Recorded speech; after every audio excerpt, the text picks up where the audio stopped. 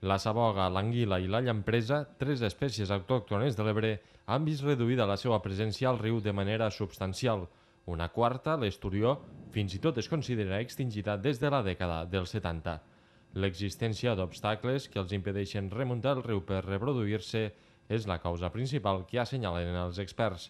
Punts com els dels assuts de Xerta o Ascó o la presa de flits per als quals ara l'IDC ha dissenyat una solució.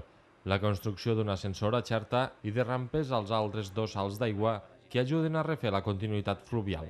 Qualsevol cosa que fem a favor d'aquestes quatre espècies és molt valuosa i el que cal és fer coses per permeabilitzar, per obrir, per donar llibertat als peixos a pujar i baixar de les rescloses.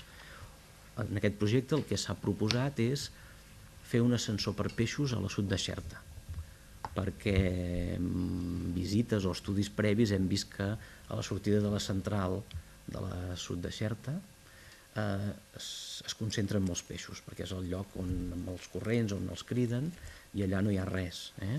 I potser no serà l'única solució, però sí que és una solució que s'hi ha d'aplicar. El projecte compta amb l'ajut del projecte LIFE de la Unió Europea, que en finança la meitat del 1,5 milió que suposarà. Els treballs s'han de fer en un termini de 4 anys i preveuen una última fase consistent a reintroduir una cinquantena d'exemplars d'esturió.